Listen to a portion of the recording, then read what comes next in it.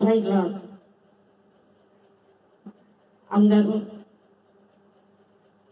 మంచిగా ఉన్నారని తలంచుచు దేవుడు మరొక్క మారు నడిపించి మీ మధ్యలో వాక్య ధ్యానం చేయటకు ఆయన ఇచ్చినటువంటి దినాన్ని సమయాన్ని బట్టి కూడా మీ అందరికి వందనాలు స్తోత్రాలు చెల్లించుకుంటూ ఈ దినాన అంశాన్ని మనం చూసుకున్నట్లయితే ప్రభువు మన కొరకు ఆశీర్వాదములను దాచి ఉంచుట.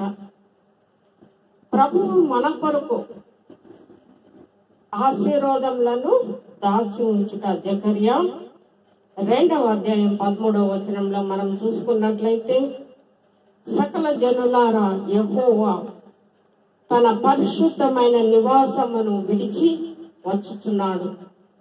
పరిశుద్ధ స్థలము నుంచి ఆయన మన యొద్దకు వచ్చుచున్నాడు. ఆయన సన్నిధి మౌనులై ఉండుడి. ఆయన సన్నిధిలో మనము మౌనముగా ఉండాలి. ఆయన పరిశుద్ధత మన మీద ఉంటున్నది కనుక ప్రతి మందిరాలలో పరిశుద్ధత కలిగినటువంటి మందిరాల అన్నిటిలో కూడా ఆయన ఆత్మ దిగి వచ్చును. కనుక మనము మౌనముగా ఉండి ఏమీయూ మాట్లాడకూడదు. అవసరము అంతకంటే లేదు. ఎందుకంటే సమస్తం ఆయన చూసుకునే దేవుడు అయి ఉంటున్నాడు కనుక ఆయన మన యందు ఉంటూ మన మధ్యన ఉంటాడు. మరి నీవు ప్రభు కోసము కనిపెట్టుకొని ఉంటున్నావా? మరి ముందుగా మనము ఆయన కొరకు కనిపెట్టుకునే వారిగా ఉండాలి. ఎంత నిమిత్తం అంటే ఆయన మన మధ్యకు వస్తాడు, ఆయన మన మధ్యలో ఉంటాడు. మన యొక్క ఆత్మలను రక్షించే దేవుడు ఆ యొక్క మందిరాలలో ఆయన యొక్క వాక్యమును విత్తు పరిశుద్ధాత్మతో నిండినటువంటి వారు వాక్యము విత్తుచు అనేక ఆత్మలను సంపాదించుకున్నటకు ఆయన మందిరములో తన ఆత్మ ద్వారా మాట్లాడుతూ ఉంటాడు. కనుక ఆ ఆత్మ కొరకును కనిపెట్టుకొనుచూ ఉంటున్నావా? ఎంత సమయము, ఎంత కొరకు, ఇంకా నేను ఎంత కొరకు నేను వేచి చూడాలా అని నువ్వు తొందరపడకు. సమయము నువ్వు ఎంత హెచ్చించినచో అంత నీకు దేవుడు ఆశీర్వాదములను దాచి ఉంచి ఉంటున్నాడు. కనుక నువ్వు సమయాన్ని వృధా చేయకు, దేవుని కొరకు కనిపెట్టు, ఆ సమయాన్ని దేవునికి దయచేయు. కనుక నీవు ఎంతసేపు నిరీక్షణ కలిగి ఉంటావు అంత ప్రత్యేక అనుభవంలోనికి నువ్వు వెళ్తావు. ఎంతగా నువ్వు ఆలస్యాన్ని ఓపిక పట్టుతావు అంత అనుభవము నీకు వస్తూ ఉంటుంది. కనుక దేవుడు ఆయన నీకు ఆ అనుభవమును ఇస్తూ ఉంటాడు. చాలా మంది విసిగించుకుంటూ ఉంటారు. ఇంకెంత కాలము, ఇంకెంత కాలము ఉద్యోగము, ఇంకెంత కాలము మా పిల్లల పెళ్లిళ్ళు, ఇంకెంత కాలము ఈ చదువులు ముగించాలి, ఇంకెంత కాలము ఈ ఆర్థిక స్తోభ, ఇంకెంత కాలము మేము అనారోగ్యంతో బాధపడాలి, ఇంకెంత కాలము మేము వేచి చూడాలి, మా ప్రార్థన దేవుడు ఆలకిస్తున్నాడా లేదా అనేది ఎదురు చూస్తూ నిరాశకు గురైతూ ఉంటాం. ఎంత నువ్వు నిరాశకు గురి అయినా కానీ తప్పకుండా నీ ప్రార్థన మాత్రం దేవుడు ఆలకించి ఇంకా నువ్వు బలపడాలని, ఇంకా ఇంకా బలపడాలని, దేవునిలో నువ్వు ఎదగాలని, ఇంకా నువ్వు దేవుని కొరకు నిరీక్షణ కలిగి ఉండాలని దేవుడు నీ పట్ల ఎదురు చూస్తూ ఉంటున్నాడు. ఎంత ఎదురు చూస్తే అంత ఫలాలను నువ్వు ఆశీర్వాదాలను పొందుకుంటూ ఉంటావు. కనుక వారు దేని కొరకు కనిపెట్టినారు? వాగ్దానము కొరకు కనిపెట్టినారు. చాలా మంది వాగ్దానం కొరకే కాదు, కుటుంబ సమస్యలు, బాధలు, అనారోగ్య స్థితి, వివాహాల స్థితి, ఉద్యోగాల స్థితి, అన్ని విషయాలలో కనిపెట్టుకొని ఉంటారు. జనవరి వచ్చినారంటే వాగ్దానాల కోసము కనిపెట్టుకుంటా ఉంటాం. ప్రార్థించుకుంటూ ఉంటాం. దేవుడు నాకు మంచి వాగ్దానం ఇవ్వాలి, ఆ వాగ్దానము నా పట్ల నెరవేరాలి అని మనం ఆశిస్తూ దేవుణ్ణి గోజాడుతూ అడుగుచూ ఉంటాం, ఎదురు చూస్తూ ఉంటాం వాగ్దానం కోసం. అటువంటి ఆత్మీయ మన బలహీనతను చూసి సహాయము చేస్తూ ఉంటున్నాడు. మనం ఎప్పుడైతే బలహీనముగా ఉంటామో అప్పుడు వాగ్దానం తీసుకుంటాము. వాగ్దానము తీసుకున్న తర్వాత, మంచి వాగ్దానం వచ్చిన తర్వాత మనం ఎంతో సంతోషిస్తూ ఉంటాం. ఆ వాగ్దానము మన పట్ల నెరవేరుస్తాడు దేవుడు అనే నమ్మకము కలిగి ఉండాలి. ఆ నమ్మకము, విశ్వాసము, నిరీక్షణ నీలో ఉన్నప్పుడు దేవుడు నీ కుటుంబంలో అనేక ఆశీర్వాదాలు ఇస్తూ ఉంటాడు. నువ్వు గమనిస్తుంటావో లేదో కానీ సమాధానం అనే ఆశీర్వాదము, స్వస్థత అనే ఆశీర్వాదము, ఉద్యోగం అనే ఆశీర్వాదము, అనారోగ్య స్థితిలో ఉంటే దేవుడు స్వస్థపరిచే ఆశీర్వాదము, లేదా మందిరంలో పాటలు పాడే ఆశీర్వాదము, ఎన్నో ఎన్నో ఆశీర్వాదాలు దేవుడు మనకు దయచేస్తూ ఉంటాడు. నువ్వు నిరీక్షించు అని దేవుడు అంటున్నాడు. మీరు బలహీనులుగా ఉండకుడి, మీ బలహీనతలో నేను మీకు తోడై ఉన్నాను. మీ బలహీనతలో నేను మీకు తోడై ఉన్నాను. మన కొరకు ఆయన ప్రార్థన చేస్తూ ఉంటాడు. చూడండి, మనము అంతగా బలహీన పడిపోతూ ఉంటే దేవుడు మన కొరకు ప్రార్థించి బలపరిచే దేవుడు అయి ఉంటున్నాడు. కనుక సహాయము చేసేది ఆయనే, నిన్ను ఆత్మీయంగా బలపరిచేది ఆయనే. ఇంకా నీకు భయం ఎక్కడ? నువ్వు ధైర్యముగా ఉండు. ఎన్నో మాటలు ఎన్నో రీతిలుగా నిన్ను ఇబ్బందికి గురి చేయవచ్చు. నీ యొక్క మాటల మీద యుద్ధం చేస్తూ ఉంటాను, కానీ ఎన్ని వచ్చినప్పటికీ మన మీదికి సాతాను ఎన్నో సమస్యలను మన మీదికి తెచ్చినప్పటికీ దేవుడు మన పట్ల ఉంటూ ఆయన ప్రార్థించే దేవుడై ఉంటున్నాడు, బలపరిచే దేవుడై ఉంటున్నాడు. కనుక రోమీయులకు రాసిన పత్రిక 8వ అధ్యాయం 26వ వచనము మరొక్క మారు మనము చూసినట్లయితే ఆయన విజ్ఞాపన చేయిచూ ఉంటున్నాడు. మన కొరకు ఆయన విజ్ఞాపన చేసే దేవుడు. మీకు వచనాన్ని చెప్తుంది, మన కొరకు ఆయన విజ్ఞాపన చేసే దేవుడై ఉంటున్నాడు. మనము కనిపెట్టుకొని ఉన్నట్లయితే తప్పకుండా నీకు ఆశీర్వాదములను దయచేసే దేవుడై ఉంటున్నాడు. చాలా మంది నిరాశ చెందుతూ ఉంటారు. ఇంకా ఇంకా ఎంతకాలము అని నిరాశ చెందకుడి. ఆ సమయము, ఆ గడియ వచ్చినప్పుడు తప్పకుండా నీ పట్ల దేవుడు గొప్ప మేలులను దాచిపెట్టి ఉంటున్నాడు. కనుక మనము ఒక ఉదాహరణగా తీసుకున్నట్లయితే, ఒక కుండలో కొన్ని నీళ్లు తీసుకున్నట్లయితే, కుండ నిండు నీళ్లు తీసుకున్నట్లయితే దానిలో కొన్ని రాళ్లు వేస్తూ ఉంటాడు. నువ్వు ప్రార్థించినప్పుడల్లా ఒక్కొక్క రాయిగా అందులో వేస్తూ ఉంటాడు. కనుక అది అంచుల దాకా నీళ్లు పోయండి. అప్పుడు ఒక చిన్న రాయి తీసుకొని ఒక్కొక్క రాయిగా వేస్తూ ఉన్నప్పుడు నీళ్లు బయటికి వస్తూ ఉంటాయి. ఎందుకు? రాళ్ళు లోపల ఉన్నప్పుడు ఆ నీరు పైకి ఉతికినప్పుడు ఆ నీరు క్రిందికి జారిపోతూ ఉంటాయి. కనుక అలా ఆయన సన్నిధిని కనిపెట్టినప్పుడు నీ ప్రార్థన బలం, నీ ప్రార్థన శక్తి దేవుడు ఒక్కొక్క ఆశీర్వాదము ఒక్కొక్క చిన్న రాయిగా ఆ యొక్క కుండలో వేస్తూ ఉంటాడు. అది వేస్తూ ఉన్నప్పుడు ఆ యొక్క కుండ పొంగి పొర్లినప్పుడు, ఆ నీరు నిండి పొర్లినప్పుడు ఒక్కొక్క ఆశీర్వాదము నీ కుటుంబంలో వస్తూ ఉంటున్నది. అప్పుడు నువ్వెంతో ఆశ్చర్యం, ఎంతో ఆనందం పొందుకుంటూ ఉంటావు. దేవుడు ఇలా చేస్తాడు అనుకోలేదు.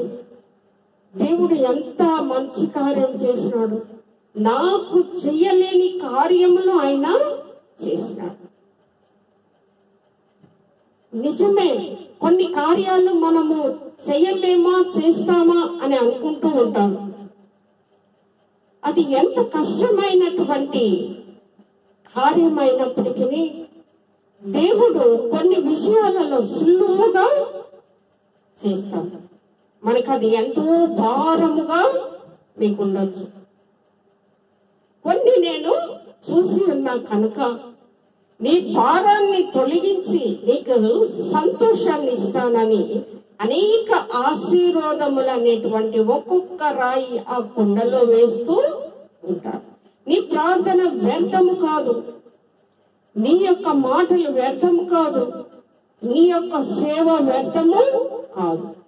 నువ్వు ఎంత బలముగా సేవలో వాడబడుతూ ఉంటావో అంత బలమైన శక్తిని నీకు దేవుడు అనుగ్రహిస్తూ ఉంటాడు. కనుకనే ప్రార్థన, ఆ యొక్క ఆశీర్వాదములలో ప్రార్థన అనే ఆశీర్వాదము, పరిశుద్ధత అనే ఆశీర్వాదము, అంతేకాదు ఇంకా ఇంకా నువ్వు కోరుకున్న ఆశీర్వాదాలన్నీ దేవుడు నీకు ఇస్తూనే ఉంటాడు.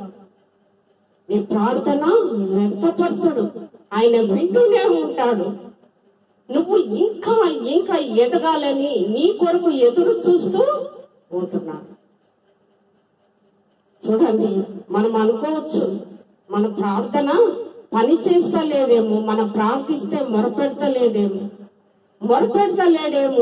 మనల్ని చూస్తున్నాడా లేదా అని మనము తలంచవచ్చు. తప్పకుండా చూస్తాడు. మనతో కూడా వేరే రీతిగా కూడా మాట్లాడుతూ ఉంటాడు. కనుక నీ జీవితంలో ఉన్నటువంటి ఆ దౌర్భాగ్య జీవితాన్ని నీలో నుండి తీసివేస్తూ ఉంటాడు. నువ్వు కనిపెట్టడంలో మహా రహస్యం ఉన్నది. నీ దౌర్భాగ్య స్థితిని ఆయన మార్చివేసే దేవుడు, నిన్ను బాగు చేసే దేవుడు.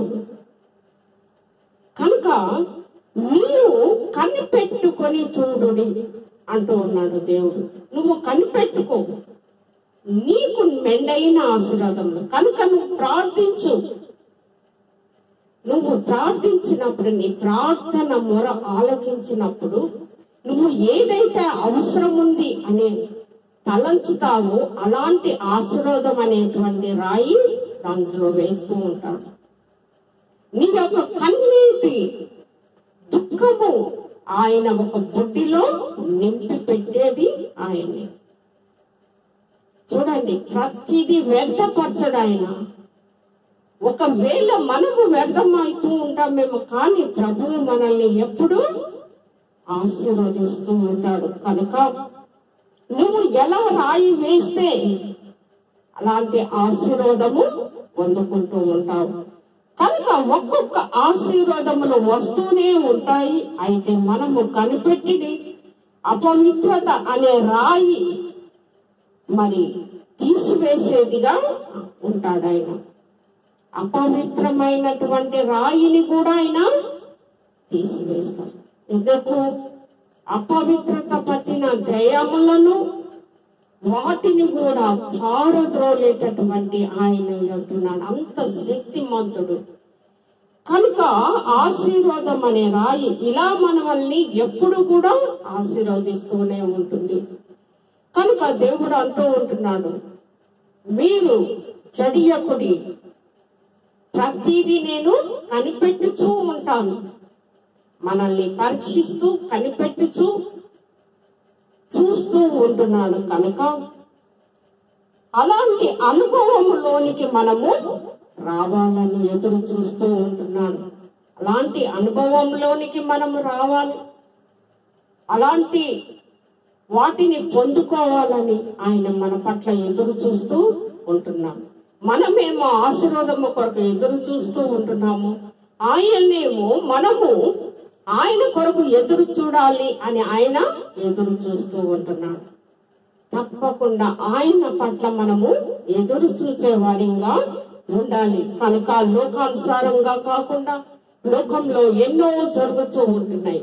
లోకంలో మోసాలు, అబద్ధాలు, ఇంకా ఇంకా ఎన్నో జరుగుతూ ఉన్నప్పటికీ దేవుడు తప్పకుండా పట్టించే దేవుడు అయి అంటున్నాడు. పాపము ఎక్కడికి,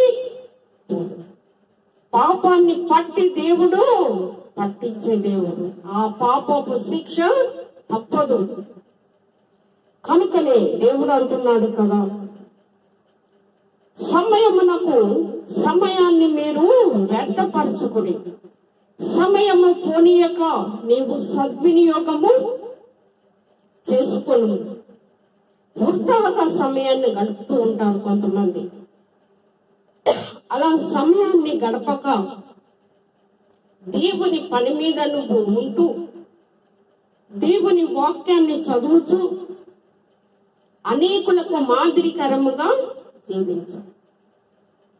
అనేకులు దేవుని కొరకు స్త్రీలు కష్టపడి ఆయనకు కొంత ధనమును హెచ్చించి ఆయనతో వెంబడించిన స్త్రీలు అనేకులని మనము చూస్తూ ఉంటున్నాం. కొంతమంది అంటూ ఉంటారు, స్త్రీలు సువార్తను ప్రకటించవచ్చు. తప్పకుండా స్త్రీలు కూడా చేస్తూ ఉంటారు. కనుక ప్రతి విషయంలోనూ సాతాను మనల్ని ఏదో ఒక రీతిగా భయాందోళనకు గురి చేస్తూ ఉంటుంది. మానసికంగా మనిషిని దెబ్బతీస్తూ ఉంటున్నది. కనుక దేనికి నువ్వు జడయకుండా ప్రార్థనకు లోబడు. నువ్వు ప్రార్థించము. నిన్ను బలపరిచేది ఆయనే. ఎంతో కాలంగా మనము చేస్తూ ఉంటున్నాము. ఇప్పుడు మేము 25 సంవత్సరాలుగా చేస్తూ ఉన్నప్పటికీ దేవుడే ఈ కుటుంబాన్ని నడిపిస్తూ ఉంటున్నాడు. కొంతమంది సొమ్మసిల్లిపోతూ ఉంటారు. కొంతమంది ఎన్నో రీతిలుగా అనారోగ్య స్థితిలో పడుతూ ఉంటారు. అయినప్పటికీ దేవుడు చెయ్యి పట్టి లేపి తన యొక్క సేవను జరిగించుకునే దేవుడై ఉంటున్నాడు. ఆయనకు అనేక ఆత్మలను రక్షించాలని ఆతృతతో ఆయన ఎదురు చూస్తూ ఉంటున్నాడు. నువ్వు ఒక సేవకులుగా ఉన్నప్పుడు ఆ సేవలో ఆత్మీయత ఉన్నదా, ఆత్మీయమైన బలం ఉన్నదా, ఏ రీతిగా మనము ప్రకటిస్తూ ఉంటున్నాము, ఏ రీతిగా ప్రజలు నమ్ముతూ ఉంటున్నారు అనేది మనము చూడాలి. కనుక అనేకులు దేవుణ్ణి నమ్మేటటువంటి బిడ్డలుగా మనముల వాళ్ళని ఆయుధపరిచేవారిగా ఉండాలి. చాలా మంది ఏమి లేని స్థితిలో దేవుడు గొప్పగా ఆశీర్వదిస్తూ గొప్పగా నిలబెట్టినటువంటి దేవుడు ఆయన కృప, దయ, కనికరము వలన అనేకమైనటువంటి కుటుంబాలను ఆశీర్వదించినాడు. ఈ దినాన అలనాడు మిషనరీలో చదువుకున్నటువంటి అనేకలు మంచి మంచి ఉద్యోగాలలో వాళ్ళ పిల్లలు తరము దేవుడు ఆశీర్వాదము పొందుకున్న రీతిగా మనం చూస్తూ ఉంటున్నాం. చాలా మంది నువ్వు నమ్ముడి నీకు సమస్తము సాధ్యమే, నమ్ముట నీ వలనైతే తప్పకుండా దేవుడు ఆశీర్వదిస్తూ ఉంటాడు. కనుక నమ్మినటువంటి బిడ్డల్ని ఎప్పటికీ కూడా దేవుడు చెయ్యి వదిలిపెట్టాడు. ఆయన ఎప్పుడు ఎత్తిపట్టి మనల్ని నడిపిస్తూనే ఉంటున్నాడు. కనుక మనం ఈ లోకంలో జీవిస్తూ ఉంటున్నాము. బలహీనులుగా ఉంటారు కొంతమంది. అందుకనే దేవుడు అంటున్నాడు, మీకు బలాన్ని, శక్తిని ఇచ్చేది నేనే, నా యొద్దకు రండి అని ఆయన మనల్ని పిలుస్తూ ఉంటున్నాడు. ఆయన పిలుపుకు మనము చెవియొగ్గినట్లయితే ఆయన తప్పకుండా నిన్ను లేవనెత్తే దేవుడు అయి ఉంటున్నాడు. నిన్ను గణపరిచే దేవుడై ఉంటున్నాడు. నిన్ను ఎన్నో రీతులుగా అంచెలంచెలుగా సువార్తలో ఆయన నిలబెట్టే దేవుడై ఉంటున్నాడు. కనుక అలాంటి గొప్ప కృపను మరి స్త్రీలు ఎంతగానో ప్రార్థనా పరులుగా ఎన్ని ఆశీర్వాదాలు పొందుకొనొచ్చు. మనము ఈ కుటుంబము అనే నావను నడిపించలేనప్పుడు దేవుడే మన నావ కూడా నడిపిస్తూ అనేక ఆశీర్వాదములు ఇచ్చే దేవుడు అయి ఉంటున్నాడు. కనుక అలాంటి కృప ప్రతి ఒక్క బిడ్డకి దయచేయలాగున ఈ సమయంలో ఈ దినములో దేవుడు మనతో మాట్లాడుతూ అనేక అద్భుతమైన క్రియలు మన కుటుంబంలో జరుగునట్లు ఆయన యొక్క అద్భుత ఆశీర్వాదములు మనందరికీ దయచేయను గాక. ఆమేన్. ప్రార్థించుకుందాం. పరిశుద్ధుడా పరిశుద్ధుడా మా ప్రేమ గల తండ్రి, నీ పాదములకు వందనములు, స్తోత్రం స్తోత్రం ప్రభా. అనేకుల మధ్య నా ప్రభా నీ సువార్త సేవ ఎంతో ఘనముగా జరుగుతున్నప్పటికీ అనేకులు నమ్మలేనటువంటి ప్రజలని పట్టుకో ప్రభా. నాయన వారి హృదయాలను తెరవండి, నమ్మకము విశ్వాసము దయచేయమని ప్రార్థిస్తూ ఉంటున్నాం. అనేకులు నా తండ్రి నాయన ప్రతి విషయంలోనూ నా ప్రభువా మరి విసికి వేసారిపోతున్నటువంటి అనేక కుటుంబాలు నా ప్రభువా అటు వారిని దయతో కనికరించి నా ప్రభువా వారికి మెండైన ఆశీర్వాదములను వారి కార్యాలు సఫలమవునట్లు సహాయం చేయండి. పేదలుగా ఉన్నటువంటి అనేక ప్రజలు నిన్ను నమ్మినటువంటి బిడ్డలను ఎంతగానో నువ్వు చెయ్యబట్టి నా ప్రభు ఆశీర్వదిస్తూ గణపరుస్తూ నా ప్రభువా వారిని నిలబెట్టుకున్నందుకు నీకు వందనాలు, స్తోత్రాలయ్యా. నీ మందిరంలో అనేక మంది అనేక రీతులుగా ఉన్నప్పటికీ అనేకుల హృదయాలలో నీ ఆత్మతో నింపి అనేకులు నా ప్రభువా నిన్ను గుర్తించి నా తండ్రి నీ సేవలు అనేకముగా నాయన మరి సువార్తను ప్రకటించలాగిన సహాయం చేయమని ప్రార్థిస్తూ ఉంటున్నాం. ఆటంకపరుచుచున్నటువంటి బిడలను తొలగించమని ప్రార్థిస్తూ ఉంటున్నాం.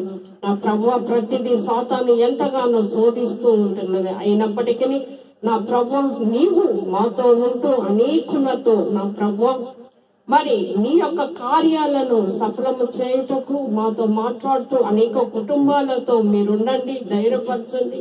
మరి అనారోగ్య స్థితిలో ఉన్నటువంటి ప్రతి ఒక్క బిడ్డలను ముట్టి స్వస్థతను దయచేసి ప్రతి ఒక్క బిడ్డను జ్ఞాపకం చేసుకుంటూ నా ప్రభువ నడిపిస్తూ నీ వాక్యాన్ని వినుటకు వేగిరపడి వచ్చుటకు ప్రతి ఒక్క బిడ్డను తలుపు తట్టి ప్రభువ మీరు మాట్లాడమని మా ప్రభు మా రక్షకుడైన యేసుక్రీస్తు నామమున పేట అడిగి వేడుకొనుచున్నాము తండ్రి. ఆమేన్. మరొక సమయము మరొక దినము మనకు దేవుడు అనుగ్రహించులాగున ఆయనకు మనతో ఉన్నటువంటి గొప్ప సంబంధం అంటే మన ప్రార్థన సంబంధం ఏ రీతిగా ఉన్నదో గొప్పగా నడుపులాగిన సహాయం చేయలాగిన మీరందరూ కూడా ప్రతి విషయంలో మీ వాక్యం వినటకు ఎగిరపడటకు సహాయం చేసిన వినట వలన ఆశీర్వాదము కలుగును.